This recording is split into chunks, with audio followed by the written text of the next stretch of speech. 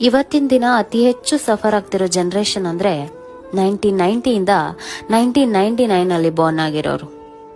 ಇದು ಯಾವ ತರ ಜನರೇಷನ್ ಅಂದ್ರೆ ನಮ್ ಕಣ್ ಮುಂದೆನೆ ಟೆಕ್ನಾಲಜಿ ಬದಲಾಗಿದ್ದನ್ನ ನೋಡಿದೀವಿ.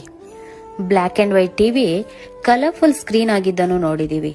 ಕೀಪ್ಯಾಡ್ ಮೊಬೈಲ್ ಇಂದ ಟಚ್ ಆಗಿ ಕನ್ವರ್ಟ್ ಆಗಿದ್ದನ್ನು ನೋಡಿದೀವಿ. ನಾವು ಯಾವುದನ್ನೆಲ್ಲ ಫೀಲ್ ಮಾಡಿದೀವಿ, ಯಾವುದನ್ನೆಲ್ಲ ಎಂಜಾಯ್ ಮಾಡಿದೀವಿ, ಅದನ್ನ ಈ ಜನರೇಷನ್ ಅವರು ಜಸ್ಟ್ ಕೇಳಿಸ್ಕೊಳ್ಬಹುದು ಅಷ್ಟೇ, ಆದ್ರೆ ಅನುಭವಿಸೋದಕ್ಕೆ ಸಾಧ್ಯನೇ ಇಲ್ಲ. ನಾವು ತುಂಬಾ ಒಳ್ಳೆ ಟೈಮ್ನ ಕಳೆದಿದ್ದೀವಿ.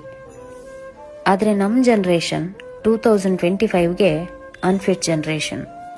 ಇವತ್ತಿನ ಜನರೇಷನ್ ತುಂಬಾ ಈಸಿಯಾಗಿ ಮಾಡುವಂತ ಇಲ್ಲೀಗಲ್ ಕೆಲಸಗಳು ನಮ್ ಜನರೇಷನ್ ಅವ್ರ ಹತ್ರ ಆಗ್ತಾ ಇಲ್ಲ. ನಮ್ಮ ಫ್ರೆಂಡ್ಶಿಪ್ ಟ್ರೂ ಆಗಿತ್ತು, ರಿಲೇಶನ್ಶಿಪ್ ಟ್ರೂ ಆಗಿತ್ತು.